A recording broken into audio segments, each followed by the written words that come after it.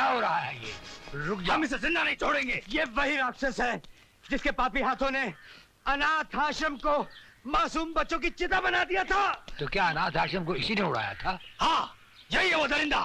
जब्बर सिंह, जिंदगी तो तूने जालिम बनकर गुजार दी, अपने इस गुनाह का भी इतराफ कर ले। शायद नीले आसमान वाला उसकी अदालत में तेरी कुछ सुनवाई हो सके। इतराफ कर ले। ये जो कुछ कह रहा है सच है। उस हादसे वाली रात तुम यहां से निकले कैसे?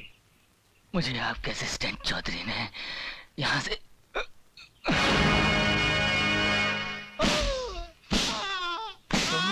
तुमने हमसे विश्वासघात क्यों किया? मैं बेकसूर हूं। ऐसे क्यों किया? बोलो। अगर बेकसूर हो तो आंखों से आंखें मिलाकर क्यों नहीं कहते?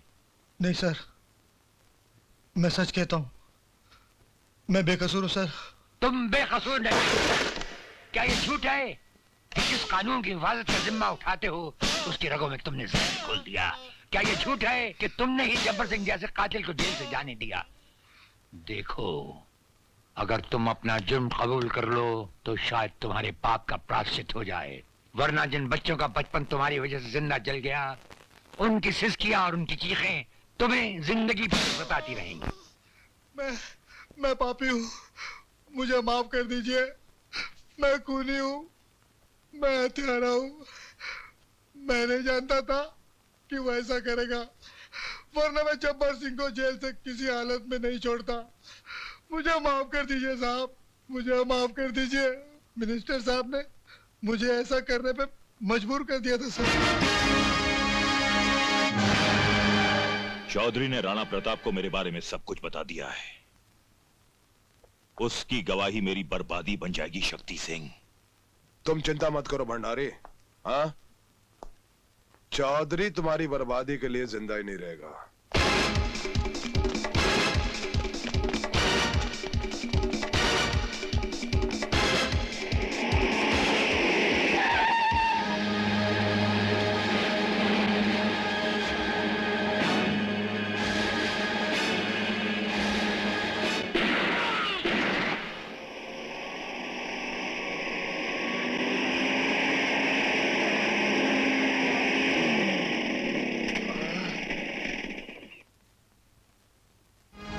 चौधरी सर, मुझे बेनी प्रसाद के लोगों ने मारा है। बेनी प्रसाद? क्या बात है? जुल्म की कहानी बहुत देर तक नहीं दोहराई जा सकती।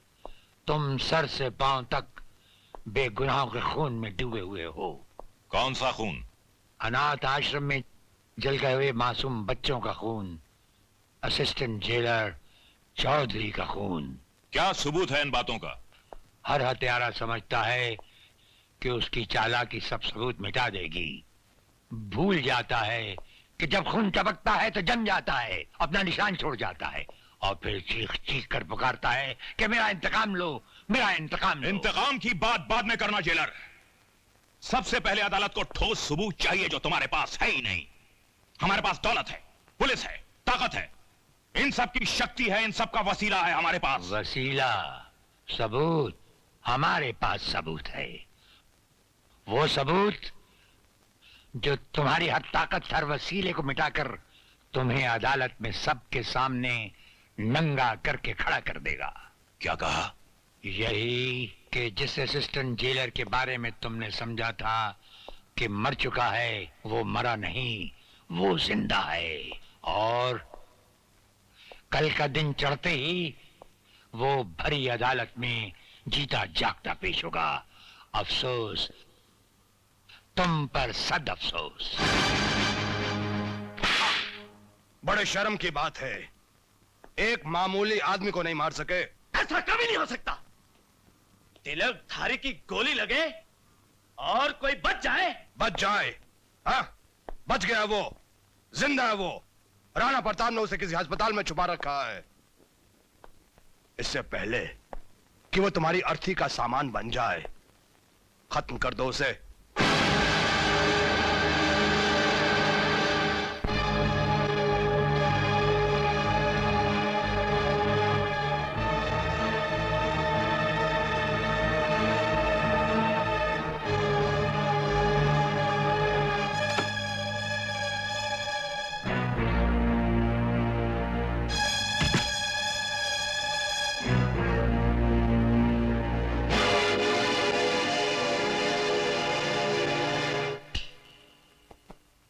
मुर्दे को दोबारा नहीं मारा करते, नहीं तो मुर्दा जाग उठता है लल्लू। देख आगे मत बढ़ना, चक्कू मार दूंगा।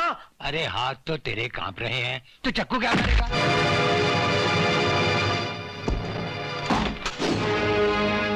ले जाओ इस लल्लू उस्ताद को इसके घर पुलिस लॉकअप में। सुनो जेलर राणा, हम सिंह बोल रहे हैं, ठाकुर शक्ति सिंह। तुम अपने पांव जेल तक ही रखो, उन्हें अनाथ आश्रम तक ले जाने की कोशिश मत करो, वरना तुम्हारे। हेलो हेलो,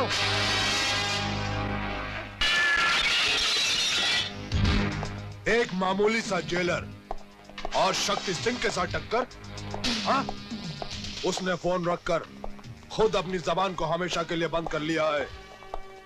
मुझे वो जेलर चाहिए, अभी और इसी वक्त, जिंदा या मुर्दा। हाँ? Get out!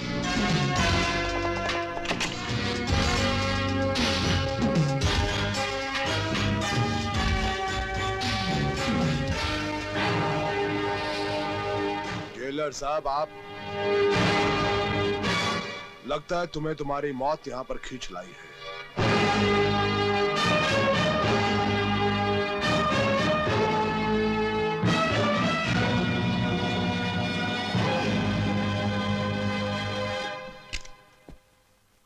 इस खिलौने को संभाल के रखो, रात को मच्छर मारने के काम आएगा। देखो जेलर, तुम हमारे और उस आश्रम के बीच में मत आओ। हाँ?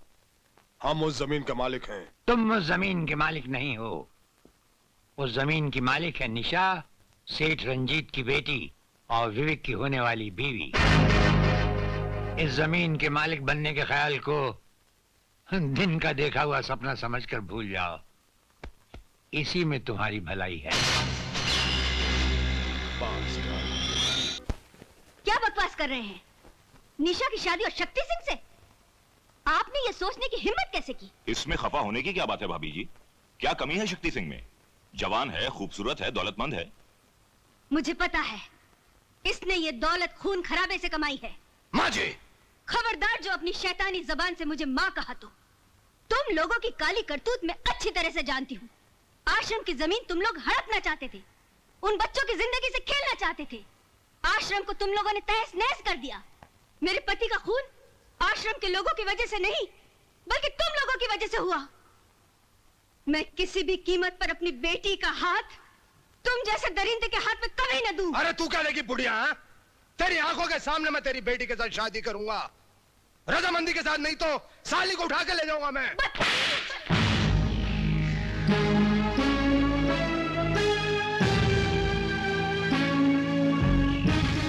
कमीने, जितना मारना है मार, लेकिन अपने जीते जी ऐसा कभी नहीं होने दूंगी।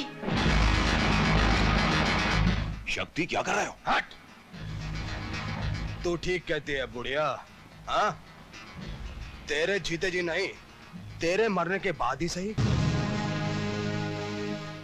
ये क्या किया शक्ति सिंह? तुमने खून कर दिया। हाँ, खून किया मैंने, इस बुढ़िया का नहीं, किसी की मोहब्बत का, किसी की मोहब्बत का खून किया मैंने। क्या मतलब? नहीं समझे? आओ समझाता हूं मैं। निशा,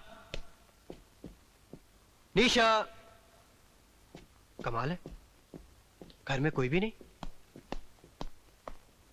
निशा, माजी, माजी, माजी।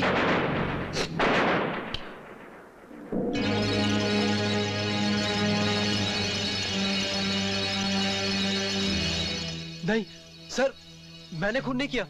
हर कातिल यही कहता है कि उसने कुछ नहीं किया। यकीन मानिए सर, मैं कुछ जानता नहीं है कैसे हुआ। मैं अभी पता चल जाएगा।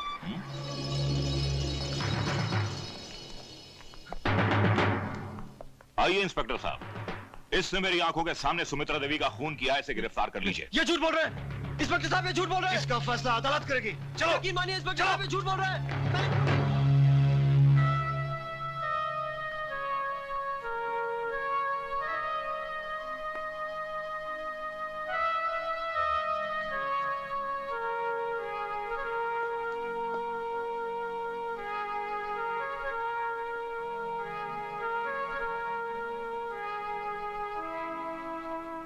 निशा, तुम सोच सकती हो मैं ऐसा कर सकता हूँ?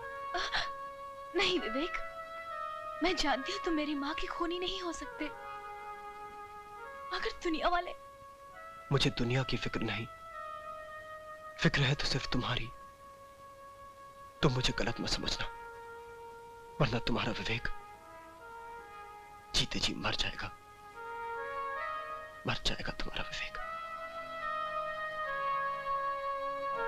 समझ में नहीं आता कि वो कौन है जो मुझे तुम्हारी नजरों से गिराकर तुमसे दूर करना चाहता है। हम जानते हैं कि यह खून विवेक ने नहीं किया।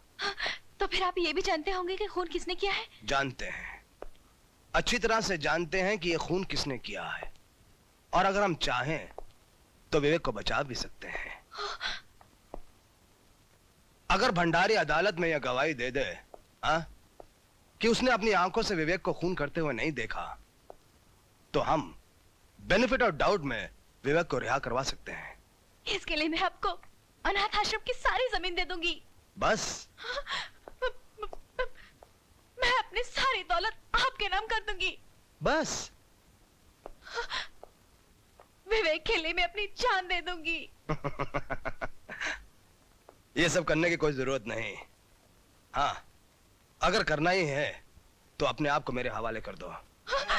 नहीं, ऐसा कभी नहीं हो सकता। अगर तुम विवेक से प्यार करती हो, उसकी जिंदगी बचाना चाहती हो, तो ऐसा ही होगा। नहीं, मैं अदालत को सच्चाई बताऊंगी। विवेक को बचाने के लिए मैं दुनिया का बड़े से बड़ा वकील खड़ा करूंगी।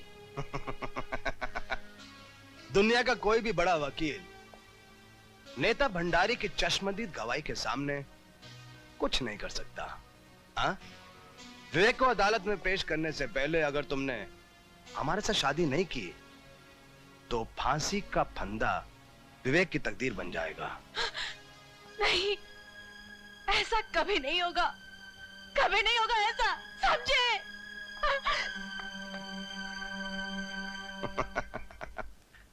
ऐसा ही होगा। विवेक को अदालत में पेश करने से पहले अगर तुमने हमारे साथ शादी नहीं की, तो फांसी का फंदा विवेक की तकदीर बन जाएगा। तो फांसी का फंदा विवेक की तकदीर बन जाएगा। तो फांसी का फंदा विवेक की तकदीर बन जाएगा। तो फांसी का फंदा विवेक की तकदीर बन जाएगा। विवेक, अरे विवेक, तुम यहाँ कैसे आ गए? भैया, बता बता क्या बात है? भैया मैं आश्रम में काम कर रहा था कि अचानक मुत्तू स्वामी सेठ रंजीत सिंह का पीए वहां आया और उसने मुझे बोला कि निशा ने बहुत जरूरी काम से मुझे घर बुलाया है। जब मैं वहां पहुंचा तो निशा वहां नहीं थी, बल्कि निशा की मां की लाश खून से लथपथ पड़ी हुई थी। मुझे समझ में नहीं आया मैं क्या करूं। तभी मिनिस्टर बैनी प्रसाद पुलिस के साथ वहां पहुंचे और उन्होंने मुझे खून के इल्जाम में गिरफ्तार कर लिया।